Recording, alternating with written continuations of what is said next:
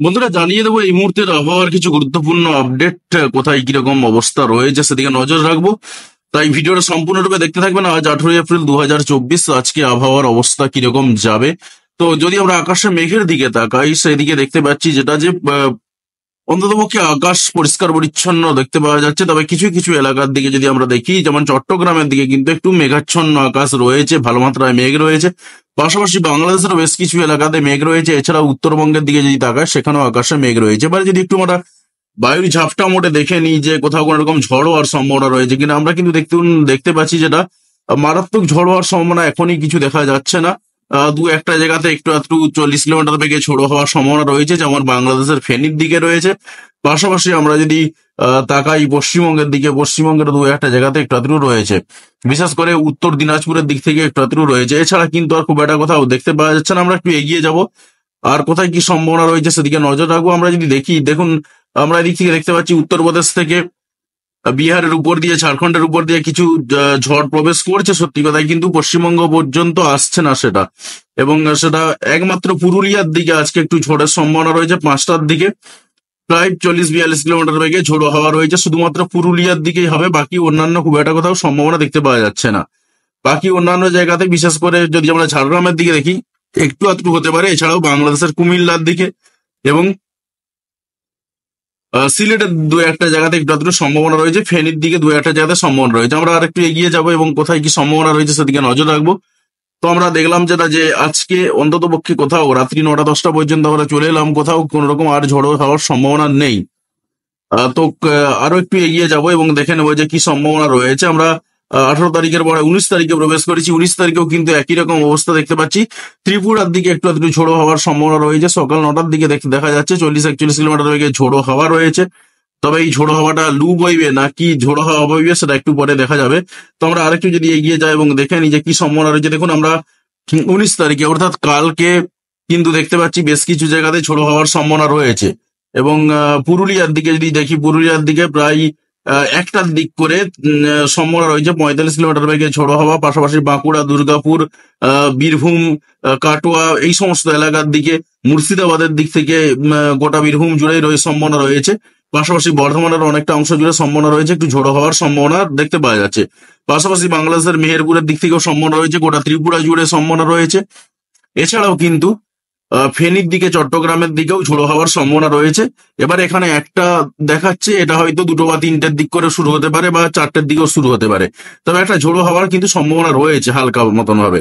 তবে 40 কিলোমিটার থেকে 45 কিলোমিটার সর্বোচ্চ তার গতিবেগ থাকবে, এর বেশি কিন্তু খুব একটা কিছু নেই।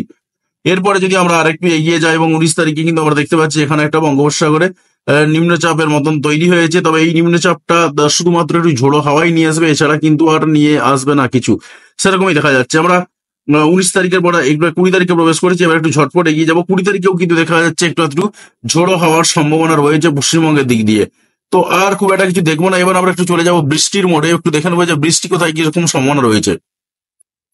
যদি আমরা বৃষ্টির দিকে তাকাই, দেখুন আমরা কিন্তু এই মুহূর্তে কোথাও খুব একটা বৃষ্টি পাবো না। বৃষ্টি যেটুকু রয়েছে হালকা ছিটেফোঁটা একটু আধটু বৃষ্টিপাত রয়েছে বাংলাদেশের পূর্ব দিকে। বাংলাদেশের ফেনীর দিকে যদি আমরা দেখাই, চট্টগ্রামের দিকে দেখাই, একেবারে গুঁড়ি গুঁড়ি বৃষ্টিপাত, মারাত্মক কিন্তু কিছু বৃষ্টিপাত নেই। ময়মনসিংহ এর দিক থেকে একই রকম অবস্থা। পশ্চিমবঙ্গের দিকে যদি তাকাই, আমরা একেবারে উত্তরের বঙ্গে যদি দেখি, দু একটা জায়গাতে একটু আধটু গুঁড়ি গুঁড়ি বৃষ্টিপাতের সম্ভাবনা রয়েছে। তাও সব জায়গাতে কিন্তু নেই, সেরকমই কিন্তু সম্ভাবনা দেখা যাচ্ছে। আমরা আর একটু এগিয়ে যাবো এবং আর কোথায় কি সম্ভাবনা রয়েছে দেখে নেবো।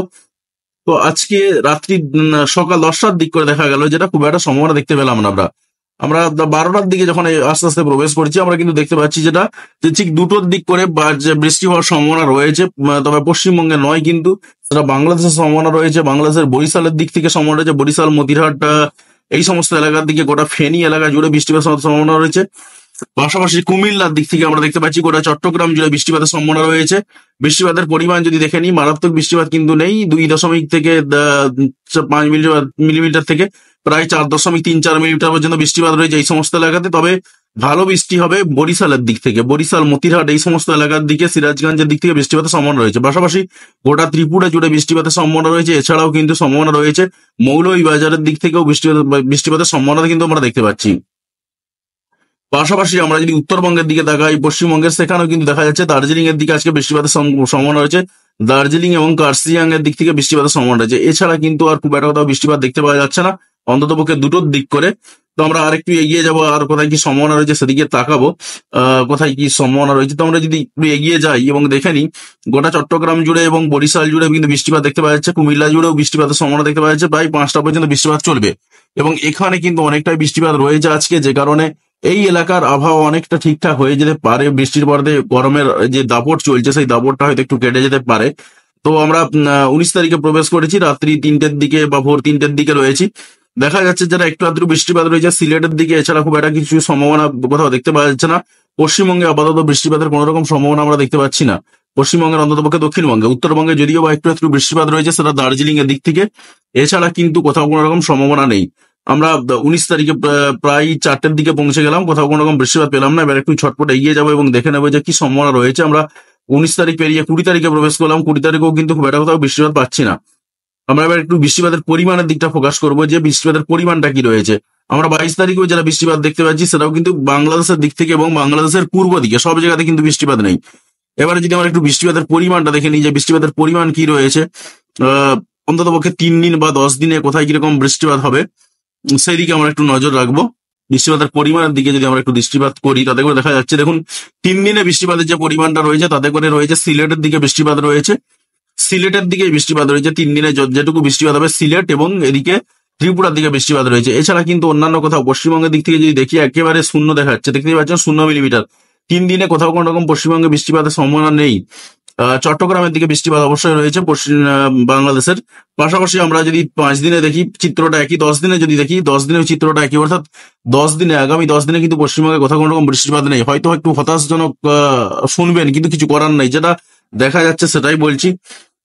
আর আমরা যেটুকু বৃষ্টিপাত দেখতে পাচ্ছি, সেটা সম্ভাবনা রয়েছে ঠিক একটু দার্জিলিং এর দিকে, দার্জিলিং এর দিকে একটু একটু সম্ভাবনা রয়েছে। এছাড়া কিন্তু সম্ভাবনা খুব একটা কোথাও দেখা যাচ্ছে না। দার্জিলিং কার্সিয়াং এর দিকে বৃষ্টিপাতের সম্ভাবনা রয়েছে। তো আমরা একটু তাপমাত্রার দিকটা ফোকাস করবো, যে তাপমাত্রার কি ভয়াবহ চিত্র, কি অবস্থা রয়েছে। এবং আমরা যদি তাপমাত্রার দিকটা ফোকাস করি, এবং আজকে ঠিক দুটোর দিক করে যদি টেম্পারেচারটা ফলো করি, যে দুটোর দিকে তাপমাত্রা কতটা কি যাবে বা কতটা কি থাকতে পারে। দেখুন, আমরা দুটোর দিকে তাপমাত্রা যদি দেখি, তাতে করে দেখা যাচ্ছে 39 ডিগ্রি থেকে শুরু করে 41 ডিগ্রি সেন্টিগ্রেড তাপমাত্রা পশ্চিমবঙ্গের, দক্ষিণবঙ্গের বেশিরভাগ জায়গাতেই। পাশাপাশি উত্তরের দিকে যদি তাকাই, সেখানেও কিন্তু আমরা 36 থেকে 37 ডিগ্রি সেন্টিগ্রেড তাপমাত্রা পাচ্ছি। এবং আমরা যদি বাংলাদেশের দিকে তাকাই, সেখানেও 35 ডিগ্রি সেন্টিগ্রেড থেকে 36 ডিগ্রি সেন্টিগ্রেড তাপমাত্রা, এমনকি 37 ডিগ্রি সেন্টিগ্রেড তাপমাত্রা পর্যন্ত পাচ্ছি। বিশেষ করে যদি আমরা দক্ষিণবঙ্গের দিকে চলে আসি, খুলনার দিকে বিশেষ করে। তবে বরিশালে মোটামুটি হবে, যেহেতু আজকে বৃষ্টি হওয়ার সম্ভাবনা রয়েছে, স্বাভাবিকভাবেই টেম্পারেচারটা অনেকটা ডাউন খেয়ে যাবে। এবং আমরা যদি চট্টগ্রামের দিকে তাকাই, ত্রিপুরার দিকে তাকাই, সেখানেও কিন্তু তাপমাত্রা দেখতে পাচ্ছি অনেকটাই কমে যাচ্ছে, কারণ যেহেতু এদিকে একটু বৃষ্টিপাত হওয়ার সম্ভাবনা রয়েছে। পাশাপাশি যদি আমরা আরেকটু কয়েকটা দিন দেখে নিই, আমরা দেখতে পাচ্ছি যে তাপপ্রবাহ চলবে মোটামুটি হবে এখনো বেশ কয়েকটা দিন, অন্ততপক্ষে পশ্চিমবঙ্গের দিক দিয়ে যদি দেখি আমরা, এখনো 10 দিনের জন্য তাপপ্রবাহ চলবে, সেরকমই কিন্তু দেখা যাচ্ছে। তো আমরা যদি একটু তাকাই 20 তারিখের দিকে, সেখানেও কিন্তু একই রকম অবস্থা দেখতে পাচ্ছি, 42 ডিগ্রি সেন্টিগ্রেড তাপমাত্রা দেখা যাচ্ছে, অর্থাৎ ভয়াবহ গরমের অবস্থা তৈরি হবে, সেরকমই কিন্তু দেখা যাচ্ছে। এবং বাংলাদেশের দিক থেকেও একই রকম অবস্থা। তো আমরা একটু দেখে নেবো যে আলিপুর আবহাওয়া দপ্তর কি বলছেন তাদের রিপোর্টে। আজকে রিপোর্ট অনুসারে নর্থ বেঙ্গল প্রথমের দিকে আমরা তাকাচ্ছি। নর্থ বেঙ্গল দার্জিলিং এ একটু আধটু বৃষ্টিপাতের সম্ভাবনা এবং তার সঙ্গে বাজ পড়ার সম্ভাবনার কথা বলা হচ্ছে আজকাল এবং একটানা 7 দিনের জন্যই। জলপাইগুড়িতেও বলা হচ্ছে বৃষ্টিপাত এবং তার সঙ্গে বাজ পড়বে, সেরকম একটানা 7 দিনের জন্য। কালিম্পং, আলিপুরদুয়ার, সেই সমস্ত এলাকাতেও হালকা ফুলকা একটু আধটু বৃষ্টিপাতের সম্ভাবনার কথা বলা হচ্ছে। এমনকি কোচবিহারেও বৃষ্টিপাতের সম্ভাবনার কথা বলা হচ্ছে। তবে কোচবিহারে টানা 3 দিন বা 4 দিন বৃষ্টিপাতের কথা বলা হচ্ছে, তারপরে আবার শুষ্ক শুকনো আবহাওয়া তৈরি হবে। তবে নর্থ দিনাজপুর, সাউথ দিনাজপুর এবং মালদা, এই 3টে জেলাতে কিন্তু বৃষ্টিপাত নেই, পুরোপুরি শুষ্ক শুকনো আবহাওয়া যাবে। সতর্কতা যদি তাকাই, সতর্কতা দার্জিলিং এর দিক থেকে, জলপাইগুড়ির দিক থেকে এবং কালিম্পং এর দিক থেকে সতর্কতা রয়েছে। 40 থেকে 50 কিলোমিটার বেগে ঝোড়ো হাওয়ার সতর্কতা রয়েছে, তার সঙ্গে কিন্তু বাজ পড়ার সতর্কতা রয়েছে, আর বৃষ্টি তো হবেই। এবং আজকে আর কালকের জন্য সতর্কতা জারি করা রয়েছে। পাশাপাশি আমরা যদি আলিপুরদুয়ারের দিকে তাকাই, আলিপুরদুয়ার এবং কোচবিহারে আজকের জন্য সতর্কতা যেটা রয়েছে, বাজ পড়বে সেরকমই বলা হচ্ছে। আর পাশাপাশি কালকের জন্য 30 থেকে 40 কিলোমিটার বেগে ঝোড়ো হাওয়া রয়েছে। তবে নর্থ দিনাজপুর, সাউথ দিনাজপুর, মালদাতে কোনো রকম সতর্কতা নেই। আমরা যদি সাউথ বেঙ্গলের দিকে তাকাই, সেখানে আমরা দেখতে পাচ্ছি যে পুরোপুরি শুষ্ক শুকনো আবহাওয়া প্রত্যেকটা জেলাতে। দেখুন, নর্থ চব্বিশ পরগনা, সাউথ চব্বিশ পরগনা, হাওড়া, পূর্ব মেদিনীপুর, কলকাতা, হুগলি, পুরুলিয়া, ঝাড়গ্রাম, পশ্চিম মেদিনীপুর, বাঁকুড়া, পশ্চিম বর্ধমান, পূর্ব বর্ধমান, বীরভূম, মুর্শিদাবাদ, নদিয়া, প্রত্যেকটা জেলাতে আমরা কিন্তু শুষ্ক শুকনো আবহাওয়া দেখতে পাচ্ছি। কোথাও কোনো রকম বৃষ্টিপাতের ছোঁয়া পর্যন্ত নেই, সেরকমই দেখা যাচ্ছে। এবার আমরা যদি সতর্কতার দিকে চলে যাই, সেখানে দেখতে পাবো যে ভয়ঙ্কর গরমের সতর্কতা জারি করা রয়েছে। দেখুন, প্রত্যেকটা জায়গাতে একদম প্রচুর পরিমাণে গরমের সতর্কতা জারি করা রয়েছে। এবং আহ, শুধু তাই নয়, আমরা যদি দেখি পুরুলিয়া, ঝাড়গ্রাম, পশ্চিম মেদিনীপুর, বাঁকুড়া, পশ্চিম বর্ধমান এবং প্রত্যেকটা জেলায় বলা যেতে পারে, বীরভূম, মুর্শিদাবাদ, মুর্শিদাবাদটা যদি এখানে বাকি রয়েছে, পূর্ব বর্ধমান, কালকের জন্য একেবারে অত্যন্ত গরম যাবে সেই সতর্কতা জারি করা হয়েছে। তার সঙ্গে পূর্ব মেদিনীপুরে রয়েছে ভয়ঙ্করতম গরম যাবে সেরকম সতর্কতাই কিন্তু জারি করা রয়েছে। অর্থাৎ একেবারে বাজে অবস্থা তৈরি হবে সেরকমই দেখা যাচ্ছে।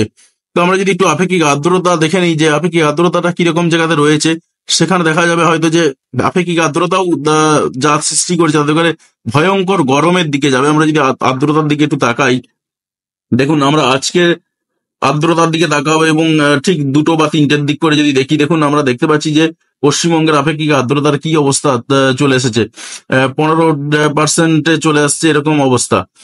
এবং আমরা যদি বাংলাদেশের দিকে তাকাই, সেখানেও কিন্তু একই রকম অবস্থা, আপেক্ষিক আর্দ্রতা এইরকম অবস্থায় চলে আসছে। এবং আমরা যদি তাপমাত্রার দিকটা দেখি, সেখানেও তো দেখলাম খুব ভয়ঙ্কর অবস্থা। স্বাভাবিকভাবে বোঝা যাচ্ছে যে প্রচন্ড পরিমাণে গরম কিন্তু থাকবে। আমরা আহ মেঘের দিকে যদি তাকাই, আকাশে কিন্তু খুব একটা মেঘ পাবো না, মেঘমালার দিকটা একটু তাকাবো। আমরা দেখুন, আমরা যেটুকু মেঘ পাচ্ছি সেটা সম্ভাবনা শুধুমাত্র রয়েছে কুমিল্লার দিকে, বরিশালের দিকে, ত্রিপুরার দিকে এবং চট্টগ্রামের দিকে। এই সমস্ত এলাকার দিকে একটু আধটু মেঘ রয়েছে, পাশাপাশি দার্জিলিং এর দিক থেকে একটু আধটু মেঘ রয়েছে। এছাড়া কিন্তু খুব একটা কোথাও মেঘ নেই, বাকি পরিষ্কার পরিচ্ছন্ন আকাশ। ভয়ঙ্কর রোদের তাপ রয়েছে, সেরকমই কিন্তু আগামী কয়েকটা দিন চলবে, বৃষ্টির কিন্তু সম্ভাবনা নেই। একেবারে আপনারা পরিষ্কার পরিচ্ছন্ন ভাবে দেখতে পেলেন, কিচ্ছু করার নেই, যা সম্ভাবনা তাই যেটা দেখা যাচ্ছে সেটাই বললাম। কয়েকটা জায়গা ছাড়া কিন্তু কোথাও খুব একটা বৃষ্টিপাতের সম্ভাবনা আমরা দেখতে পেলাম না। তো যাই হোক বন্ধুরা, আশা করি পুরো ব্যাপারটা বুঝতে পেরেছেন, কোথায় কিরকম আবহাওয়ার অবস্থা যাবে এবং কোন এলাকা থেকে ভিডিওটি আপনি দেখলেন সেটি অতি অবশ্যই কমেন্ট করে জানাবেন। আর আপনাদেরকে একটা অনুরোধ রয়েছে, যেটা গোটা ভিডিওতেই আমি একদম দেখিয়ে গেছি, সেটা এই গরমে কিন্তু পশু পাখিদের বাঁচানোর জন্য বা তাদেরকে রক্ষা করার জন্য অন্ততপক্ষে ছাদে একটু জল রাখবেন বা আপনার বাড়ির উঠানে একটু জল রাখবেন, একটু ছায়া জায়গাতে, যাতে করে জলটা গরম না হয়ে যায়। একটা পাত্রে জল রাখুন, যাতে করে পশু পাখিরা এসে সেই জলটা খেয়ে যেতে পারে। কারণ এই গ্রীষ্মের অবস্থাতে বা যা অবস্থা, তাতে করে কোথাও তারা জল পাচ্ছে না। আমি নিজেও রেখেছি, আর আমি আশা করব আমার যারা দর্শক বন্ধু রয়েছেন তারাও কিন্তু এই কাজটা করবেন এবং বাকিদেরকেও বলে দেবেন যে একটু পাত্রে অন্ততপক্ষে কোথাও জল রাখতে, যাতে করে পশু পাখিরা অন্ততপক্ষে এই গ্রীষ্মের দাবদাহ থেকে কিছুটা হলেও রক্ষা পেতে পারে। তো ধন্যবাদ বন্ধু ভিডিওটি দেখার জন্য। অতি অবশ্যই ভিডিওতে কমেন্ট করবেন এবং লাইক করবেন, আর বন্ধুদের সঙ্গে ভিডিওগুলি শেয়ার করতে কোনোভাবেই ভুলবে না। ভিডিওটি দেখার জন্য আপনাকে অসংখ্য ধন্যবাদ।